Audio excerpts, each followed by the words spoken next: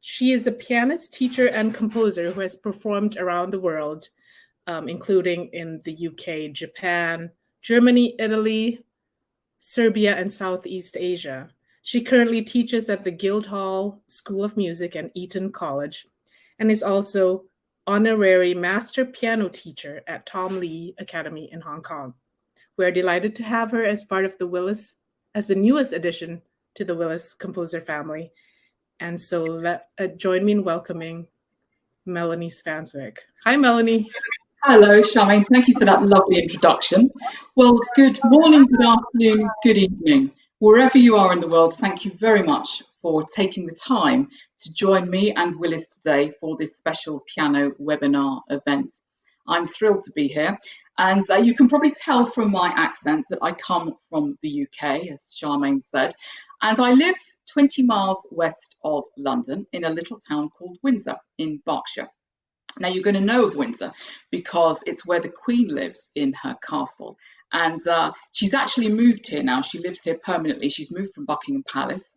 And if you've seen the weddings, royal weddings over the last few years, you'll know all about Windsor. And it's literally 2 minutes up the road from where I'm sitting is the castle. So if you get a chance ever to come to the UK and you're able to have a day when you can visit Windsor, I highly recommend it. It's a beautiful historic place.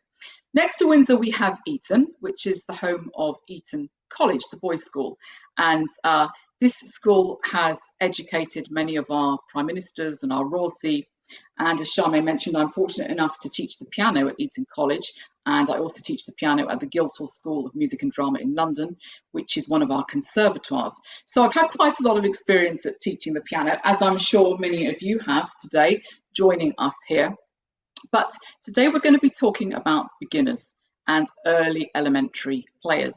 And I'm going to be talking and shedding a little bit of light on my new 2-book series, which has just been published by Willis. I'm absolutely thrilled to be published by Willis. It's such an honour for me. They have a tremendous back catalogue of composers and writers and a current contemporary catalogue as well. Fantastic musicians, and I'm so honoured to be working with them. Let's dive into the books though. So here we go. We have first Repertoire for Little Pianists, book 1. I think you can see that that's wine colour. We'll be having some graphics that will come up later, but that's wine. And the one that is book 2, first Repertoire for Little Pianists, is in turquoise. So these 2 books are really for just slightly beyond the beginner level up to early elementary level. And I wrote them really because when I was a young teacher years ago, I taught a lot of beginners, as I'm sure many of you do as well. And I was a little bit frustrated with the lack of repertoire for this demographic of students going alongside beginners method books. Now, we all have our favourite beginners method books, don't we? You've all got yours. I used to use the John Thompson Easiest Piano course and the Teaching Little Fingers to Play as well. I used to enjoy using those very much. And I think that when you use these, you want sometimes to play other repertoire, not just what's in those books. So I would say that book 1 here starts at about towards the end of the first book of John Thompson, Easiest Piano Course. And talking about age groups for these books, well, it really depends, of course, on your student. You might have a fantastic 3 or 4-year-old that can already read notes and is playing the piano, and therefore these books will be very suitable to start. However, if you have a 3 or 4-year-old that you're still teaching off-stave learning, or maybe you're doing some solfege or Kodály, perhaps then you would want to wait a little bit and introduce them a bit later. I'd probably start these books for a child age 4 or 5, and you can go up to 10 or 12. You don't just have to have them for little children. They are for older children as well. So in the 2 books, there are 50 pieces, 25 in book 1, 25 in book 2, and I've written all the pieces. I hope that they offer something a little different to every piece. So whilst they're a progressive course, you'll see the progression as we go through. I wanted children to just take away something from every piece, and I hope that's coming through in the music. Each piece has a page of performance notes. Now that sounds a little bit dull, but actually they're more games and activities really, or you might call them exercises, and they would be probably driven by parents and teachers at the early stages, because we have to work with our students. And I would use the performance notes as I was playing each piece so that it goes alongside. In the books, the student music has been typeset with a large typeset, which I think is very important. And also you'll notice at the top of each piece of music, there's a keyboard chart. I call it a keyboard map. And on the map, you'll see the notes pertaining to the piece that have been highlighted so that the child knows where to put their hands to start with. So let's go straight into book one. And book one, in this book, are very short pieces, probably 8 to 16 bars. I use the time signature 2-4-3-4-4-4, and I use key signatures C major, F major, G major, and A minor. And there are some pentatonic pieces as well, and also some rote pieces, which I'll talk a little bit about later on. There are a quite large amount of solo pieces. There are also pieces for student and teacher, because we know that our young students often feel a bit scared sitting at the piano. So hopefully if you're sitting or the teacher's sitting next to them, they'll feel a little bit more confident. And there are also pieces for 2 students as well. So I'm going to play the first piece in the book. This is called Aloha, of course. And I think you're going to be shown the score and the performance notes as well. So if we have a look at the score has just 8 bars, you'll see, separate hands. A lot of the pieces that run through these books, the first book especially, are separate hands. And you'll see we've got a teacher's accompaniment. Sorry, I'm just going to play it on my own today. Even if we go over to the performance notes, you'll see we have a rhythm focus and a note focus. So now the note focus is kind of quite close to my heart, because when I was teaching from beginner's methods, I often found that there wasn't enough repetition of the notes for the student to remember. So here I've put staves that run throughout book 1 and book 2, and the students can write the notes out as many times as they want and then find them on the piano. And this kind of helps them, in my experience, to internalize the notes so that they're not just seeing it as it comes up on the music. Same with the rhythm focus. So I'm very much a fan of clapping and tapping. I don't know about you. In fact, I do it with all my advanced students. I was clapping a part of a Capuchin Toccatina the other day with a student. So it's not just beginners, but I do feel that because if you tap and clap the pulse, then they understand the rhythm that they've got to play before they even learn the notes. So here we go with Anova. Now you can play this or teach this piece non-legato or legato. I know some teachers like to teach non-legato, so I'm going to play it non-legato.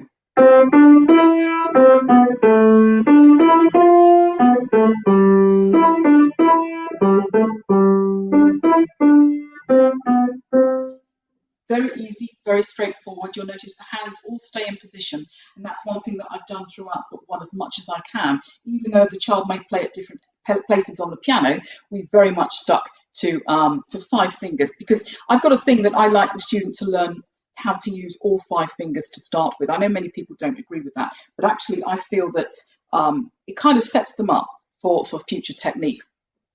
Now we're going to go on to our second piece, and this is called Merry-Go-Round, and it's for student and teacher. The student just plays one hand, the left hand, and I've got several pieces that are just either right or left hand with an accompaniment teacher part, and the student here will play in the bass clef and the teacher plays in the treble clef. So now we're going to hear Merry-Go-Round.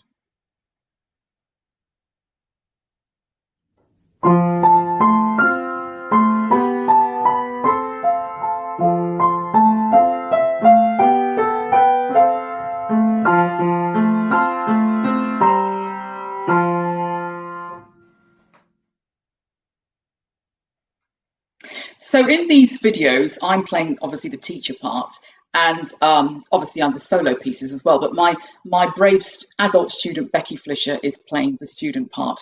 So now we're going to go on to our next piece, which is called Secret Journey. This piece is a solo piece, and again, separate hands, but I've put the tune between the hands. I hope the tunes in most of the books, most of the pieces are quite tuneful. I've discovered that young children especially like a nice tune, and I think you can hear that here.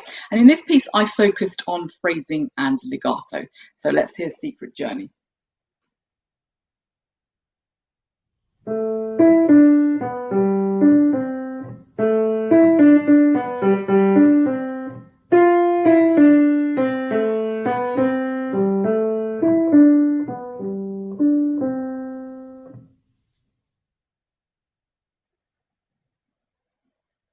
One thing that I think is quite important for beginners, I don't know if you'll agree with me here, you can put this in the chat if you'd like to, is I actually like to introduce black notes very early on, because I feel that once we're in a position to play white notes, if we don't move our students in a certain position, they won't be able to get used to the slightly different feeling and position of the black notes. So in our next piece, Bedtime Story, we've got a nice tune, but we've also got the use of black notes as well. So this is a duet for student and teacher. Let's hear Bedtime Story.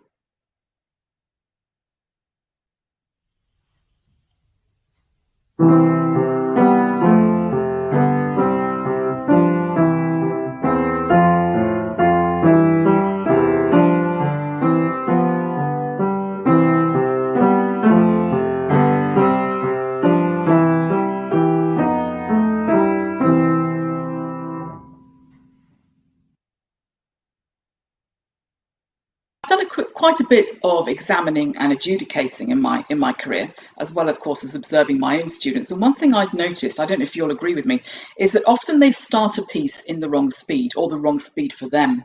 So they'll either be too fast or too slow, and then they'll take quite a bit of time settling down and settling into a speed. So we might have a few stumbles or hesitations. So I find it really helpful for them to get used to counting themselves in. So they might count in 3 or 4 bars before they start the piece, so they've just got the pulse in their head, and then we kind of sidestep those mishaps. So in the next piece, Bang on the Beat, I've kind of preempted this by giving students 4 bars of tapping and clapping before they start to play this little pentatonic tune. So let's hear Bang on the Beat.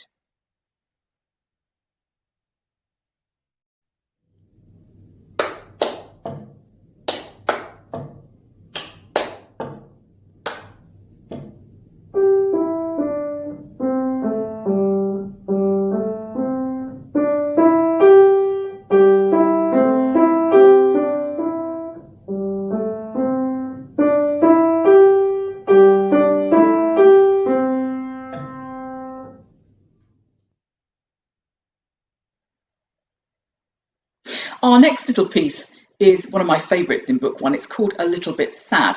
And if you look at the performance notes, which I think you're going to be shown, you'll see a very, very sad little lamb. And this is one of the illustrations that run throughout book 1 and book 2. They're not on every piece, but they're on quite a few. And they've purposefully been left black and white so that the child can colour in the different illustrations. And also they may provide a good starting point for discussing the piece. So A Little Bit Sad is in the key of A minor, and very separate hands for the student. It's for student and teacher, and it just literally rolls around broken chords, as you'll see. I was hoping that the feeling of it might start a discussion about musicianship and expressivity, which I think is quite important in piano playing, even at the very beginning. So let's hear A Little Bit Sad.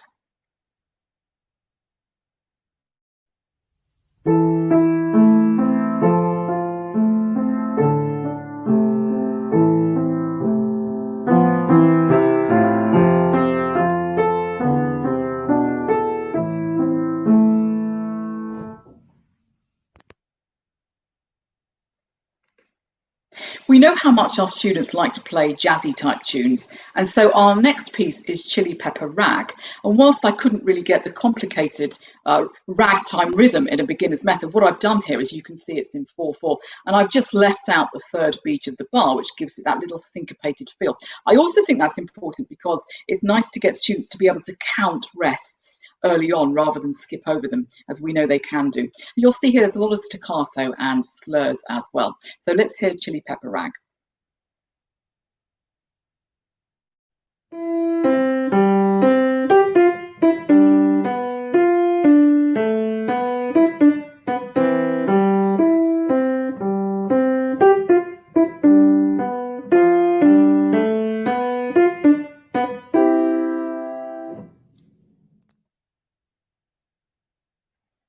The next piece is a characterization piece, really. It's called Angry Wasp, and it's for student and teacher, and the student's still playing separate hands, but this time we've introduced chords, or dyads, 2-note chords actually, and there's quite a lot of biting sound. So we've got minor seconds, major seconds in the student part. They're just learning to play and how to place the chords now carefully. And this needs quite a lot of a kind of biting sound, a very short staccato to get the feel of the Wasp, I think. So let's hear Angry Wasp.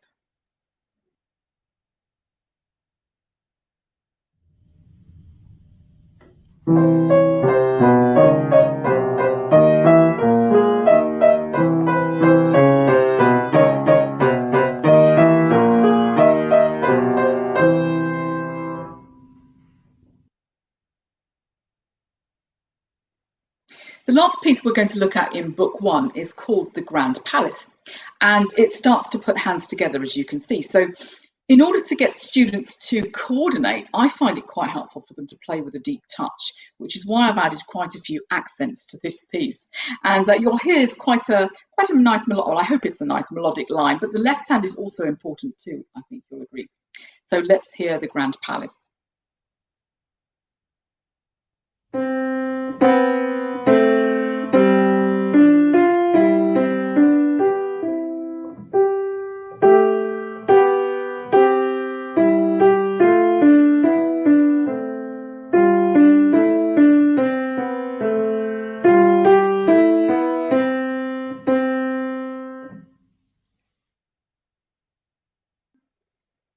Now we're going to move to book two, and book two still uses the time signatures 2, 4, 3, 4, 4, 4, but I've added a few more key signatures. So we've got C, G, F major, and A, E, and D minor, as well as pentatonic pieces and some rote pieces as well. I don't know if I said that the time values in book one are crotchet, minim, semibreve, or half note. No, quarter note, half note, whole note. I always have trouble with that because in the UK we don't say those. But in book two we add quavers or 8-note beats, and in fact there is a British version and a US version of these books. So wherever you're living, you'll get the version with the correct terminology for you. So I'm going to look at the second piece in book two, which is called Mind the Gap. So you really have to mind the gap here because you can see we've started to play triads. Now, if you look at the performance notes, it's F major. You can see I've given a few little triads here just to help the students place their fingers around that particular chord. It can even a small child can play, usually play the 3 notes of a triad, and I'm hoping the teacher or parent can help them with that position. So in this piece, Mind the Gap, still separate hands, but we really do have to be careful that we miss notes.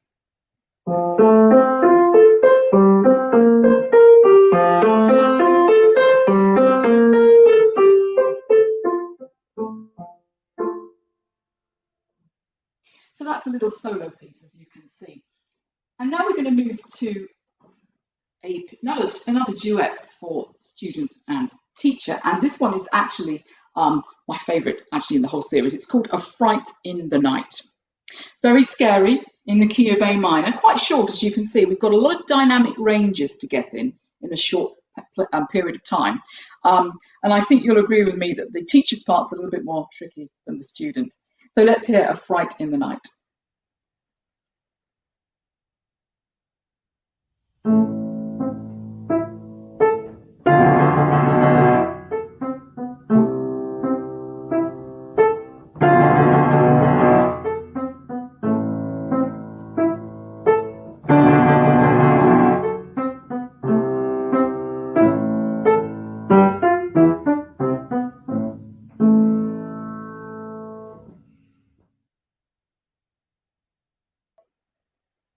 The next piece in book two is called Black Magic, and it's actually a rote piece. So this is something years ago that I would have thought was terrible. We know with rote pieces, it's really not about the child or student reading the music, it's about them learning the piece so that they've internalized it memory-wise, and maybe they haven't even read the notes. I would have thought that was awful a few years ago, but actually I've seen that it can be very helpful because it helps the child develop a memory for playing, and it also allows them to cover much more keyboard than they would do if they were reading the notes. So Black Magic is all on black notes, as you'll see, hands together here, and also hands turning over, which I know students really enjoy. And if you've got a student that can reach the sustaining pedal, then that can be quite useful here as well. So let's hear Black Magic.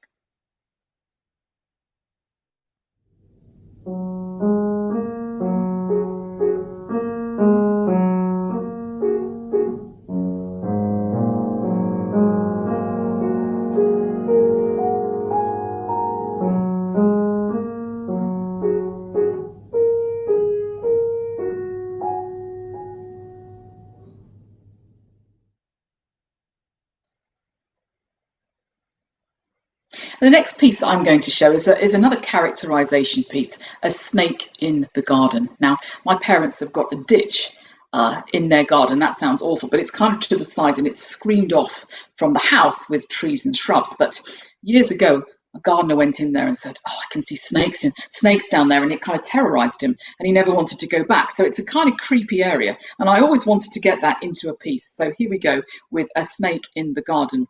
This piece actually is quite Middle Eastern sounding, I think you'll agree, and it's the first piece in the series that uses sharps and flats in the same piece, and it's quite although it's separate hands, the student needs to use 4 and 5, which again I'm quite keen to get them to use all their every single finger, I suppose you'd say, in their hands. So hopefully that comes across here, this is a duet for student and teacher. So let's hear Snake in the Garden.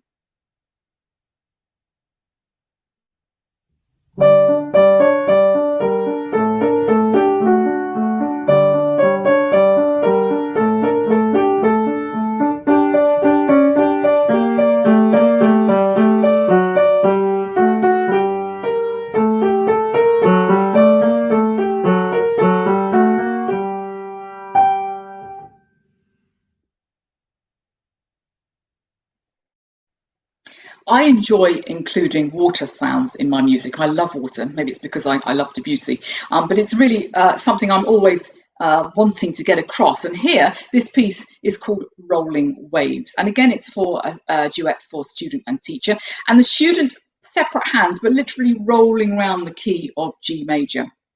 And we're using 8th notes here throughout the piece, virtually. And you'll see in the performance notes that I've asked the student to play just a little G major 5-finger scale, just to get them used to the feel, because this particular area of the piano is where they will be playing. So let's hear Rolling Waves.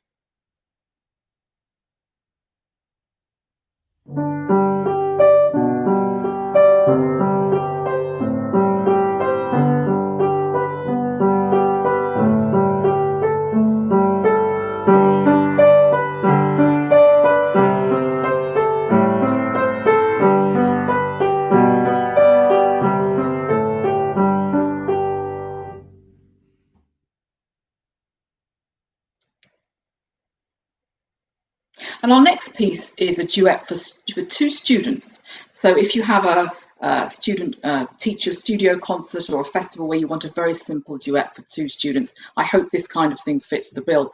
And it's a medieval sounding in D natural minor. I've asked the students both to play, you'll see on the performance notes, to play a little D minor 5-finger scale, hands together and together themselves. So they're learning the feel of the ensemble before they actually play the piece. This little piece includes one of my favourite games, and this game runs throughout book 1 and book 2. We call it noughts and crosses in the UK. I think you call it tic-tac-toe in the US. And you'll see there, you can see I've got a little chart. And you as the teacher, you can choose your favourite note. Maybe you want an 8th note, maybe your student wants a quarter note. And it's the first one to have a line of 3 in a row that wins the game. And I found that students really internalize the notes much better once they've played a little game like this. So I urge you to try it and see what you think. So let's hear Ye Old Castle.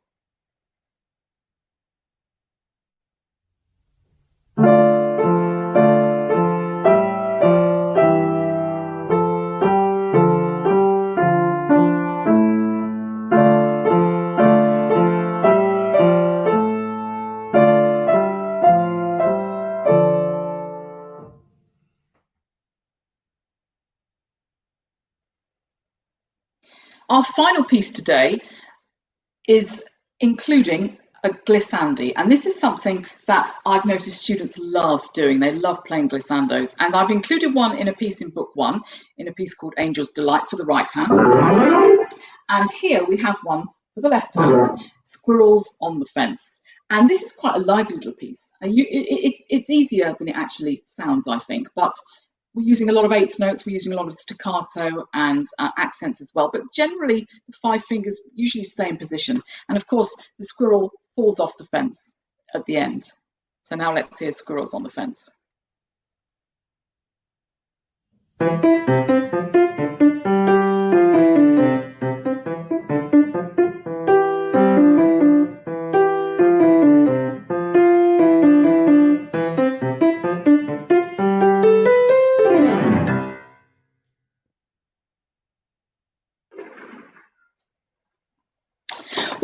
that was a very, very quick journey through book 1 and book 2 of First Repertoire for Little Pianists. There's loads of pieces that I couldn't obviously show you today. They're quite thick books. There's quite a lot in them. And I hope I've whetted your appetite and encouraged you to have a go and maybe experiment and see if your students enjoy playing the pieces. If they do, or if they don't, please let me know.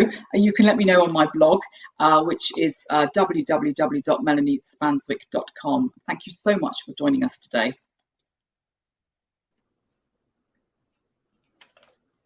Thanks so much, Melanie. That was really great. A glissando for an elementary player. That's always fun. Yes, I love that. Yeah, and here's something fun for the teachers that are here. We have a giveaway, and 2 teachers will win both of Melanie's books, as well as the Carolyn Miller First Disney Favorites book. So that's a nice haul there, and they're all for elementary students. So those of you who teach young students, hopefully this will brighten your day. Okay, so the first question is, in her introduction, Melanie mentioned where she lives. So what town does Melanie live in? All of you Anglophiles out there, it's where the Queen currently lives.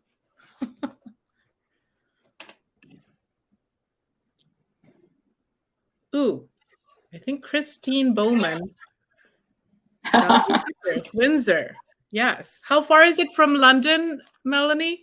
It's about 20 miles out, maybe a little bit more than that. Yeah, about 20 miles away. Though, you know, it's we live it's quite near Heathrow, so people that will come into the airport, we're quite near there. So yes, it's very conveniently. I'm very lucky. Very convenient. Very cool. Okay, and then the second question, if you were listening to all the pieces that Melody played from book 1, name one of them. Just one title from book 1 of Repertoire for Little Pianists by Melanie. Let's see if anyone was listening. It did go by pretty fast, so. Aloha, that's right. Yep, that was an easy one. That's the one I remember too. So that's interesting. It's the one I played live. It's quite interesting, that, isn't it? Yeah, that was Helene, I think, but Amy will make sure of that.